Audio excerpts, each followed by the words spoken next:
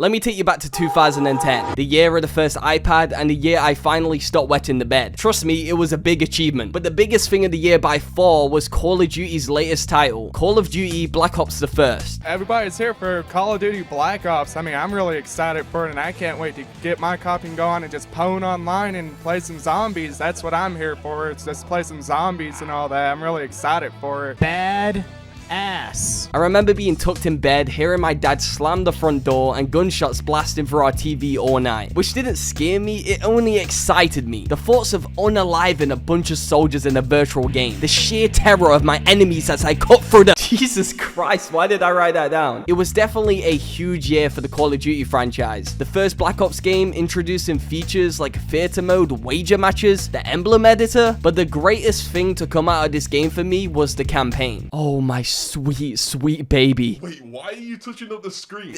I wasn't. This is the exact reason why you don't have any friends. This is the exact reason why you don't have it. Anyways, where were we? Oh, right, the campaign. So imagine you grab some mindfuckery, slap it into a Michael Bay explosive movie, and sprinkle a crap ton of shooting and war stuff. That's Blops 1, but I think it's better if I show you myself. Wake up. Wake up.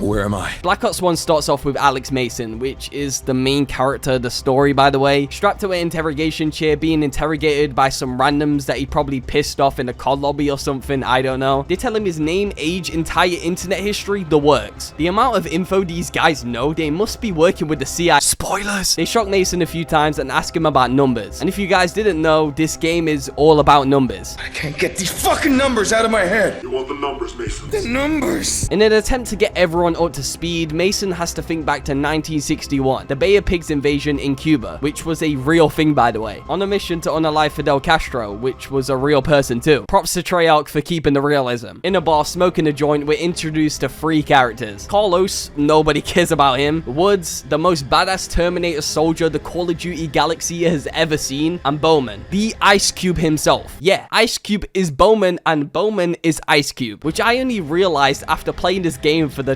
232nd time. Get that son of a bitch out my sight! After some briefing at the bar, some police officers ruin the fun, but Woods, being the badass he is, does what he does best. More police officers start spawning in, so the team have to start fighting their way through the streets, shooting bad guys and knifing melons. Knife the watermelon, knife the watermelon, knife the watermelon. Your fruit killing skills are remarkable. Eventually, they get to a car and perform some epic car maneuvers, some slow-mo dodging, which looks pretty sick, I might add, and some classic drag racing action. Whilst all this is going on in Mason's head, I assume, he starts passing out, so the interrogators decide to shock him. What the fuck? Do it again, I kinda like it. Skipping to a few hours later outside Castro's compound, Bowman, Woods, and Mason set up a zipline. Let's go again. Mason then takes out an unsuspecting victim with his choking technique. I mean, I'm kinda into it. The team head towards the door of the compound, taking out a few soldiers along the way. Once inside, Mason abuses the noob tube, spamming grenades everywhere, unaliving every enemy inside. Eventually, Mason and Woods get to a door and stack up Rainbow Six style and bust through in that classic Call of Duty slow motion style.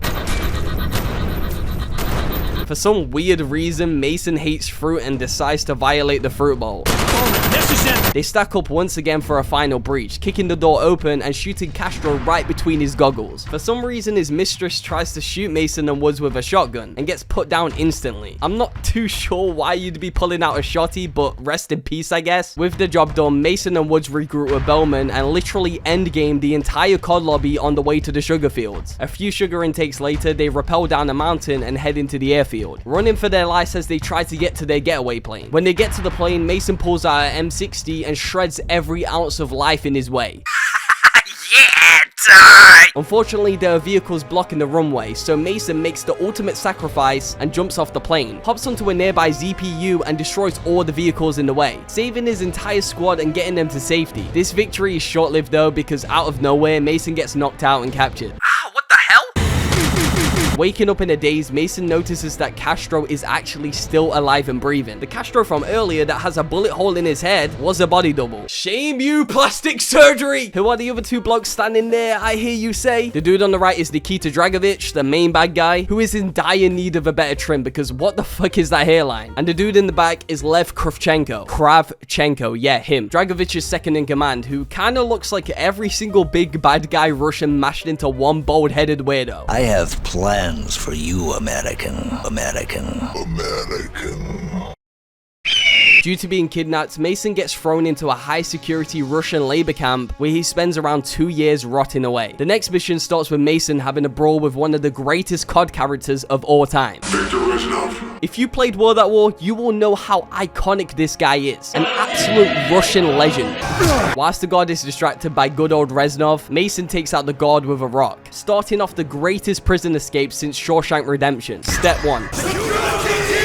As Mason runs through the tunnels with Reznov and the prisoners by his side, he gets introduced to Sergei Kozin, better known as the Incredible Frickin' Hulk. God damn, you're huge! As Mason continues his escape, a prisoner barges into him, so of course he can't take that disrespect, and proceeds to chase him all the way back down the tunnels. I'm gonna get ya! Step 2. Once they get to the top, Sergei brutally takes out a guard. A bit overkill, don't you think? The prisoners open the gates and get absolutely wrecked. Sacrifices have to be made sometimes. I find it funny how everyone gets shot except from Reznov, Mason, and Hulk Hogan. Plot armor at its finest. Mason defends Reznov and Sergei whilst they push a cart full of coal, I guess. Step 3. The prisoners then, quote, rain fire, destroying the watchtower thingy. Mason heads to the roof and uses a slingshot, taking out the guard towers, raining fire once again. Step 4. Mason heads downstairs and it seems like this labor camp loves shotguns a little bit too much. Luckily, this shotgun is overpowered as fuck and Mason tears through hundreds of enemies with ease. Step 5. Mason grabs the harpoon shotgun and shoots the helicopter, dragging it down and blowing a hole in a nearby building. Once inside, everyone fights their way towards the armory. Unfortunately, the guards have already started a lockdown, so Sergei, being the absolute beast he is, holds the door till Mason does the epic slide under and deactivates the security door. Sadly, Sergei didn't make it. You will be missed, you hunky piece of man. Step 6. Mason protects Reznov while he picks up a blowtorch and opens up the vault. 1,000 waves of enemies later, Reznov finally gets the armory open and tells Mason to... Mason picks up the... Step 7. Mason absolutely shreks everything in his path, blowing up trucks and piling up bodies until the enemies use their secret weapon. The tear gas knocks Mason unconscious and he wakes up in a room with Reznov, the only 2 survivors of this escape. Time for the final step. Step 8. Freedom. Mason and Reznov hop on a motorcycle and drive their way to freedom, shooting people with one of the coolest shotgun animations I've ever seen. Eventually, Mason and Reznov get to a truck. They hop on and Mason uses the turret to protect them till they get to a nearby train. Mason jumps. Go, Mason, go! Barely making it. Unfortunately, Reznov sacrifices himself, leaving Mason the lone survivor of the big Vorkuta escape, bringing us to the next mission around a month after Mason's legendary escape. Mason is now under the rule of a CIA agent named Jason Hudson, who is a strange guy that loves wearing sunglasses no matter the weather. Mason and Hudson hop in the limo where they meet Robert McNamara, the US Secretary of Defense. He tells Mason about Dragovich and how he's the big baddie that needs to be taken care of and all of that jazz. When do I kill him? Exactly what I was thinking. They get to the Pentagon and Mason starts tweaking out, and I mean tweaking out. Hearing and seeing numbers and feeling like he was being watched. A fun fact, by the way, there are a few pictures of the World at War campaign on the walls, which is very cool indeed. Eventually, Mason gets to the private sanctum. Look who it is. President John F. Kennedy himself. President Kennedy tells Mason he needs to eliminate Dragovich at all costs, and that Mason is the man to do the job. The baddest of them all, an absolute bad man. But whilst John F. Kennedy is talking, Mason tweaks out and hallucinates himself pulling a pistol on him. Clearly, Mason needs a therapist or something. The next mission takes Mason, Woods, and Bowman to the Baikonur Cosmodrome facility or whatever, where they are tasked to sabotage the Soviet space program and eliminate Dragovich. Also, Brooks is there too, but nobody cares about Brooks. Unfortunately, once they're outside, one of their allies, Grigory Weaver, a Russian who was working as a double agent at the facility, was compromised and is captured by none other than Kravchenko. Mason watches as Kravchenko stabs Weaver in the eye. Saving some for his dinner later, I imagine. The team have no choice but to head in and save Weaver. On the way, Mason and Woods come across two unsuspecting guards, taking them out and carrying their bodies to go and change into their uniform hitman style. You need to lay off the fairy cakes, man. Suited up in the opposition's uniform, Woods uses his epic Duolingo skills and bamboozles the other soldiers. Suck your mum. Mason and Woods meet up with the boys and head towards the comm building, blending right in with the enemy soldiers. Once they get to the door, Bowman and Brooks lead the guards away, whilst Mason and Woods shoot their way through the comm building. Ooh, nice cup of tea. Mason gets to the roof and gives the guy a nice little shove. The team locate Weaver in a nearby bunker, so Mason pulls out a goddamn explosive crossbow and blows up everything and everyone to Kingdom Come. Once everyone is dealt with, Mason uses the crossbow to deploy a zip line and zip lines his way down, smashing through the window and eliminating everyone inside. Weaver is saved, yay! Despite Weaver losing an eye, the team push on with the mission. With only 5 minutes to the launch, the team race their way to the bunker. Mason plants a C4, blowing up the wall and endgaming all the scientists inside. Unfortunately, it's too late, and the rocket launches. With only one other option left, Mason grabs a Valkyrie rocket and destroys the Soyuz 2 rocket whilst in flight, successfully completing the mission. Whilst the debris falls out of the sky, the team head to the tunnels where they do more shooty stuff as always. Sadly, Kravchenko escapes, but Dragovich's limo is still there. They take it out, leaving nothing but a smoky limo barbecue. But Dragovich was never there, probably just playing Monopoly or something back at his crib. 5 years later, Mason is deployed in Vietnam, and the next mission starts with Hudson by his side meeting up with Woods. Woods, you look like hammered shit. Shut your fucking mouth! Instantly, you could tell Woods doesn't like Hudson. Maybe it's his sunglasses or something, I don't know. They all hop in the Jeep and Mason gets briefed with what's going on over here in Vietnam. Whilst they're having a nice little chat, out of nowhere, plane debris knocks the Jeep off course, crashing with the only guy harmed being Mr. Shades. Mason, being the absolute gym lad he is, carries him to safety. What the hell do you eat? The team begin to defend Kherson, clearing out the trenches, getting choked, clearing out trenches again, shooting enemies, blowing up tanks, taking out soldiers with flaming barrels, fighting up hills. Hopping in a Jeep and taking out more tanks. The usual Vietnam War stuff, you know. Mason, Woods, and Hudson meet up with Bowman. You look like hammered shit, Mason. And head to Hugh City, the next mission, where they need to locate the Russian defector, hopefully alive and well. Mason and Woods rappel from the helicopter, but everything isn't sunshine and rainbows, because they get shot down and crash into a nearby building. Lucky miss, to be honest. Woods shows off once again.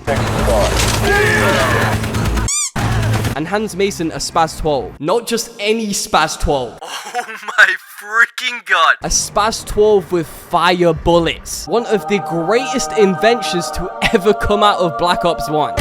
Mason takes out a few enemies and heads to check out the local cigarette machine. So we've got cigs, we've got puff.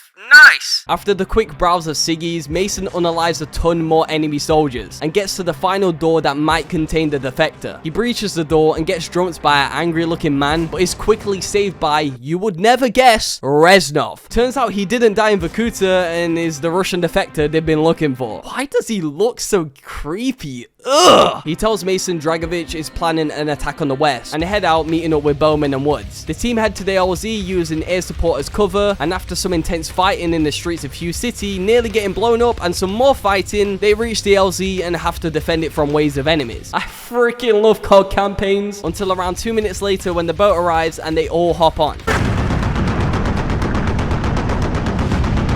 leaving Hugh City forever with the intel in hand. The next mission starts with us playing as Mr. Shades instead of Mason, as he's interrogating Dr. Daniel Clark with Weaver in Kowloon City. Honestly, this scene has the most brutal interrogation tactic I've ever seen. Like, you did not have to do him like that.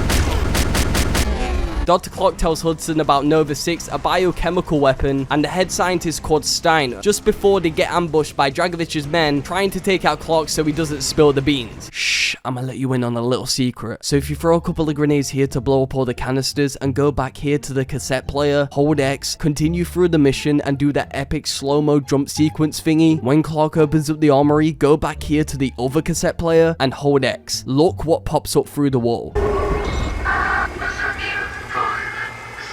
Yes, now you have the thunder gun from zombies in the campaign, you're welcome. Anyways, continuing on, Hudson shoots his way through the rooftops of Kowloon City, knifing some watermelons once again. Knife the watermelon. Your fruit killing skills are remarkable. Eventually, after around 10 minutes of constant fighting, jumping and defending Clark, they get to a jump that nobody will survive, especially in this weather. They all jump. Weaver grabs hold of Hudson, and Hudson just about catches Clark. And as Clark is telling Hudson about what the numbers are, I seriously don't know why you wouldn't tell them ages ago, but plot, I guess. Hudson drops Clark's body and they escape just in time by a man with a van. Now they're men with vent. So you're probably wondering why Steiner, Dragovich, and Kravchenko must die. Well, Mason lets us in on a nice little story Reznov told him back in Vorkuta to shine light on how evil these bad guys are, if they weren't evil enough already. Let's take it back to 1945. The mission starts with us playing as Victor Reznov, this time alongside Dmitry Petrenko, who is that dude you play as in the World at War campaign, you know, the one who plants the flag at the end. Yeah, anyways, they head down to the truck and quickly get a briefing from these two knobheads. Their mission is to locate Dr. Friedrich Steiner, but not to kill him, to protect him. On the way there, Reznov tells Dmitry to not trust Dragovich or Kravchenko, which is a little bit of foreshadowing. When they finally get to the German base, Reznov slaughters the enemy soldiers with the sexy PPSH. My baby, I love you so much. Thousands of bullets and mortar strikes later, Reznov locates Steiner, and despite being German, he doesn't give a shit, considering he's surrounded by the bodies of his own teammates. Shows you exactly what kind of man he is. Dog! They all head towards an abandoned ship that contains the German chemical weapons that Dragovich wants for whatever evil reason. Once inside, they find the chemical weapon, but Dragovich, being the evil twat he is, wants to test it out, but not on the enemies, no, on his fellow allies. And this right here leads to one of the hardest scenes to watch in COD history, the death of Dmitry. How could they do my boy Dmitry so dirty, man? I hate this. Luckily, the British boys joined the party. You want a cup of tea and some biscuits? Distracting Dragovich and his goons, allowing my boy Reznov to escape, fighting his way through both the Russians and the British. Reznov sets a bomb in the ship and escapes, jumping on the rope and running to safety with a fellow comrade, living to tell the tale. And this is why These men must die. Going back to Mason in Vietnam, the mission starts with their helicopter being shot down and ambushed. Luckily, Reznov pulls out of literally nowhere and helps to open up the helicopter door. He just seems to be around when we need him the most. What a legend. Mason swims his way to a boat and takes out all the enemies nearby in true COD fashion. The team fights some more, and then Mason and Woods split up with Reznov, going for some more swimming lessons because swimming is important. Then they take out some unsuspecting enemies on the boat. Peekaboo. Meeting up with Bowman and some other dude we don't care about, Mason plants some explosives and they stealth their way through wherever the hell this is and catch some soldiers taking a snooze. Mason plants even more explosives and does some more stealthing. The team meet up and Mason triggers the explosives, starting a full-scale battle against the Viet Cong. A ton of shooting and blowing up stuff later, they get to a tunnel. Mason takes Swift, that other random dude that we don't care about, and head inside the tunnel. Make it out there alive. For some reason, Swift looks like a goddamn shadow monster, and after some crouch walking, look who it is again, Reznov, looking like another shadow monster. What the fuck's wrong with you? What do you mean what's wrong with me? What's wrong with you? I'm not the one that looks like, oh shit. Make it out there alive. Make it out there alive. I guess he didn't get the memo. Rest in peace, Swift. After going through more tunnels alongside Reznov, the shadow monster, Mason gets to Kravchenko's hideout. Unfortunately, he isn't here, but Mason listens to an audio recording describing the horrific effects of the Nova 6 gas, and he also finds a picture of pyro? How could they have known? The hideout starts to collapse, so Mason and Reznov make their escape, digging through the tunnel. Once outside, Woods and Bowman pull up in a helicopter and Mason jumps on safely, leaving this hellhole. Back in the present time, the interrogator tells Mason that Reznov can't be trusted. I don't know what that's about, but Reznov is the GOAT. Oh yeah, and Mason is brainwashed too. Continuing on, Mason has word from Hudson that a downed Soviet cargo plane carrying Nova 6 is in Laos, so the team head there on a boat, introducing a new character, Private Clarkson, that is vital to this story and becomes a huge character later down the line. After some boat shooty action,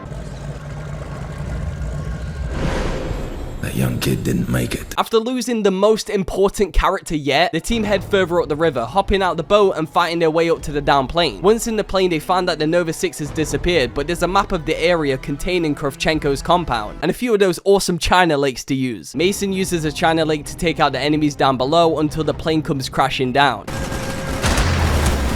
knocking Mason unconscious. Waking up in a daze, seeing his allies getting captured, not being able to do anything because his bullets magically disappeared in the crash. Oh, look who it is, the Pussy Patrol. Kravchenko makes Mason taste his foot and knocks him out, leading to the team being captured, presumed dead. The next mission starts with us playing as a random dude named Captain Mosley. Mosley hops in the Blackbird and takes off. Now in the air, we switch to Major whatever. Anyways, Major whoever looks over the team containing Hudson and Weaver and guides them through the storm. Then switching to Hudson's POV, taking out a few enemies, then switching back where Major what's-his-face guides Hudson's team once again to the enemy barracks. Switching back to Hudson's POV one last time, they clear the enemies out, and Major Person guides them one last time again, ending one of the most mundane parts of the game. For some reason, this next cutscene is so cutthroat that I thought it skipped by accident. Jason Hudson led the attack on Yamato. Like, what the hell kind of cutscene is that? A few hours later, Hudson and his team hide in the snow waiting for the enemies to pass. Once they pass, they head down to get to the Russian communications substation. The team rappel down the mountains and breach the substation. I can't say that part, I don't know why.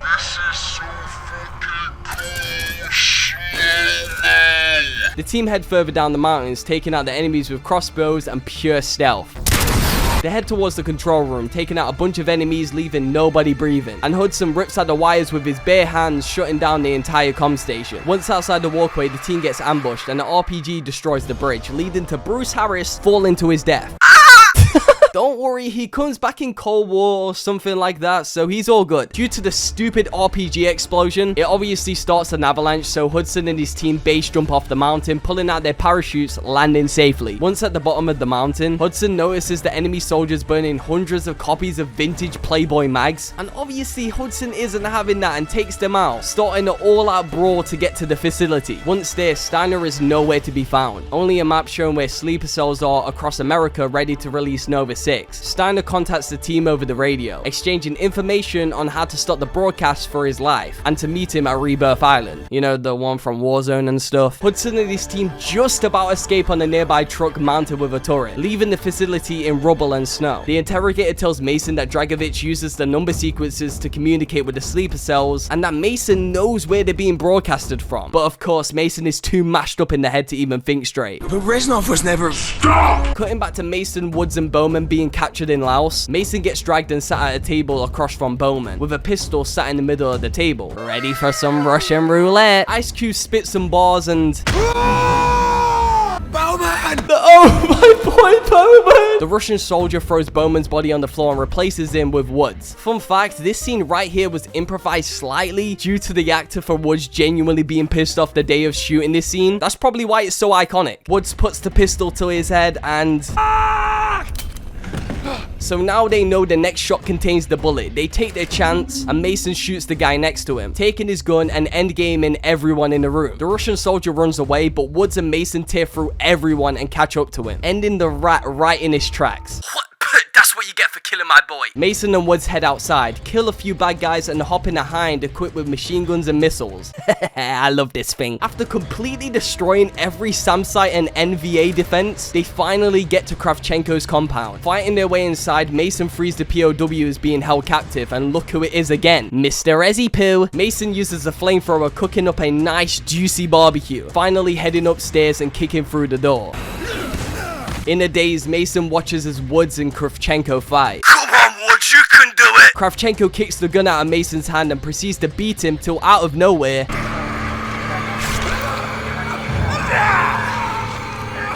Not you now, you son of a bitch. You die. What?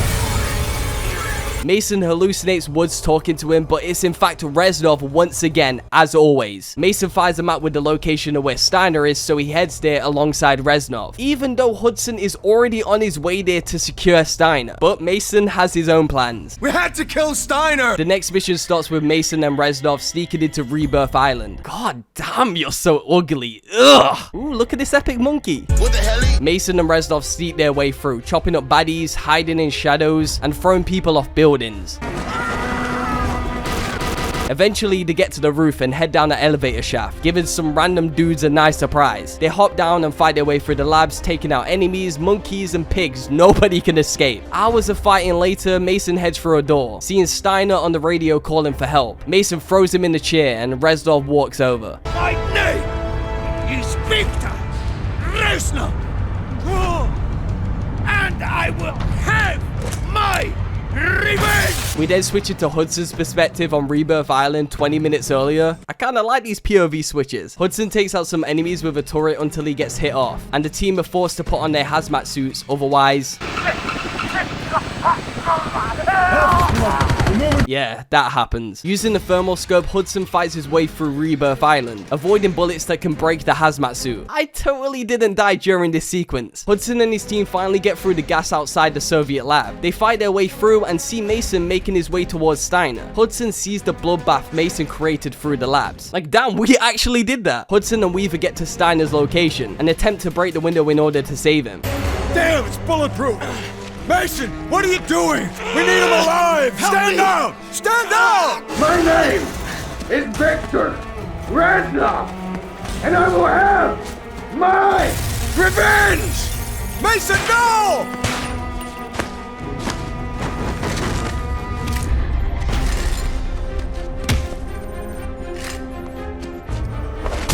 Unfortunately, Steiner is dead, and Mason has had an imaginary friend this whole time. Skipping back to the present time, it turns out the interrogators were Hudson and Weaver all along, and Hudson walks inside the room, smashing TVs and shaking Mason like a maniac to get him to remember. Dead! Then Hudson releases Mason from his restraints. Mason attempts to escape and tries to figure out what's going on in his head, remembering what exactly happened in Vorkuta. A bunch of trippy shit happens involving Reznov and rockets, until Hudson comes back and knocks Mason into another flashback, showing how Reznov had his own plans and reprogrammed Mason to take his revenge on all three of the big bad guys instead of killing Kennedy. Hudson then explains how Reznov was never there. He died in Vorkuta years ago after Mason escaped. Victor Reznov's been dead for 5 years. He died at Vorkuta during the escape. All the years you thought he was with you, that was just in your mind. Epic plot twist, whoa! Mason finally remembers how to translate the numbers, and after all this time, he knows where the broadcast station is. The Vorkuta, you know that ship from near the beginning of the game in Cuba? Yeah, that. We're at the finale, baby! Mason and Hudson take out the ship's defenses and protect Weaver's team using the helicopter. My beautiful heli welly. The chopper gets hit, so they have to bail out.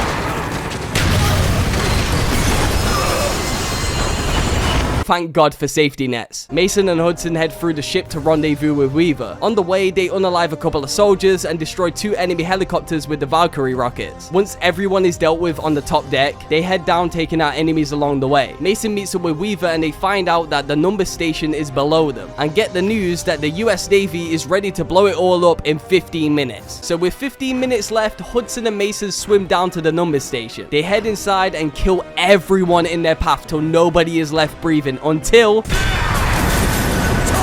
Whilst the number station is flooding, they fight their way to find Dragovich. Finally, after waves and waves of enemies, Mason gets to the numbers control panel thingy, but an explosion throws him back and he's left hanging. Look who it is. Dragovich, the son of a bitch. As Dragovich is about to shoot Mason, Hudson saves the day and shoots Dragovich, distracting him. Mason drags Dragovich down, beats him, and chokes him by the power of spamming left and right stick. Finally, it's over. Dragovich is dead. Mason and Hudson escape the number station and swim to safety. Mason! It is over. We won. A small clip plays showing Mason at President Kennedy's rally, suggesting that the brainwashing did in fact work. Credits roll. Damn, what a good game. Wait a second, what is this? Zombies. Just like my beloved World at War, the campaign plays straight into the zombies mode. I kinda wish they still did that nowadays, to be honest. So that was Black Ops 1, an absolute masterpiece. Like and subscribe.